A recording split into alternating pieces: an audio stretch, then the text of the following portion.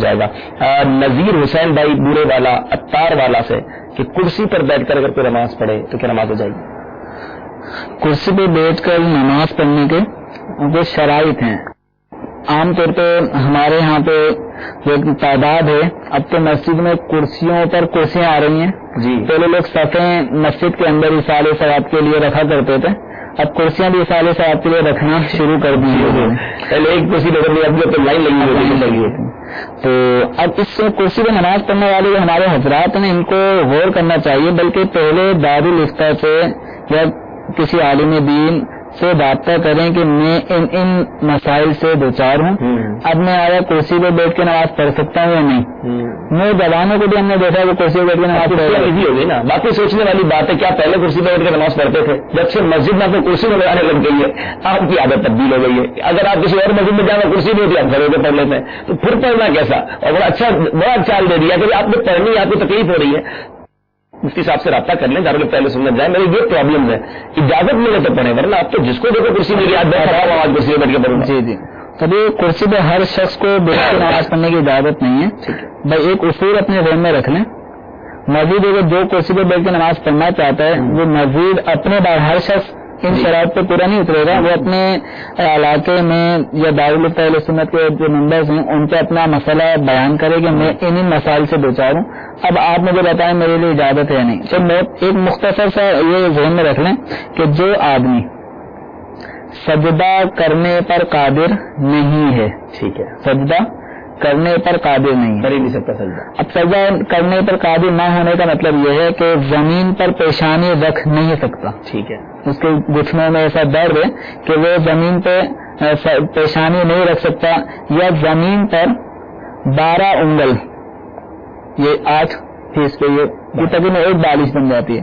تو ایک بالش اگر یہ کوئی اونچی چیز رکھ لے، جیسے ہماری ٹیبل اس وقت ایک بالش سے ادھر اونچی ہے، تو اگر یہ ایک بالش بھر کوئی چیز ایسی رکھ لیتا ہے اور اس پہ سجدہ کر لیتا ہے، ٹھیک ہے، تب بھی اس کو حکم ہے کہ سجدہ کرے. زمین پہ کر سکتا ہے تو زمین پہ کرے، زمین پہ نہیں کر سکتا لیکن کوئی ایسی ٹیبل وہ سامنے رکھ لیتا ہے لکڑی کی کہ جس کے جو 12 انگل اونچی ہو، اس سے زیادہ اونچی نہ ہو، اس سے کم جتنے بھی یہ سجدہ کر سکتا ہے تو اس کو حکم ہے کہ سجدہ ہی کرے. ٹھیک ہے. اگر کوئی زمین پہ بھی سجدہ نہیں کر سکتا اور ہم نے 12 انگل کوئی چیز اس کے سامنے رکھ دی، اس پر بھی سجدہ کرنے میں اس کو انتہائی تکلیف ہوتی ہے، تو اب یہ آدمی سجدہ نہیں کر پائے گا. ٹھیک ہے. اب حکم شرع اس کے لیے یہ ہے کہ یہ سجدے کی جگہ اشارہ کرے گا.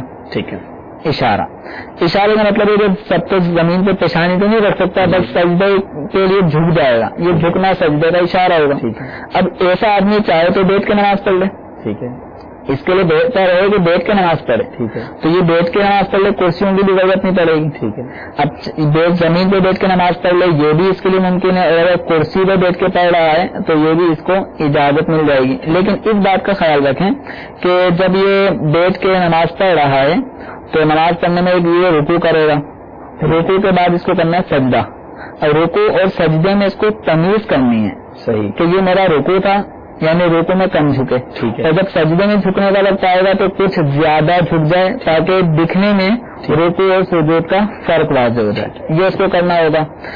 یہ تو صورت کی سجدے پہ قادر نہ ہونے کی. ٹھیک ہے. بعض اوقات ایسا ہوتا ہے کہ کرسی پہ بیٹھ کے نماز پڑھنے والے وہ حضرات ہوتے ہیں جو کھڑے نہیں ہو سکتے. ٹھیک ہے.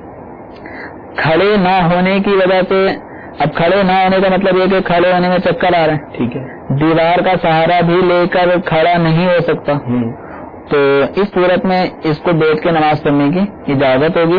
لیکن یہ بیٹھ کے نماز پڑھنے کی اجازت ہے جہاں معاملہ ہوگا سجدے کا، تو پھر ہم اس سے سوال کریں گے جو کھڑا نہیں ہو سکتا سجدہ کر سکتا ہے کہ نہیں؟ سجدہ کر سکتا ہے یا نہیں؟ واہ واہ واہ. اگر وہ سجدہ کر سکتا ہے تو کرسی میں بیٹھے بیٹھے اشارے نہیں چلیں گے، سجدے میں جانا پڑے گا، اس کو باقاعدہ سجدے میں جانا ہوگا. ٹھیک ہے. جہاں کھڑے ہونے میں دقت ہو رہی ہے تو بیٹھ جائے. ٹھیک ہے.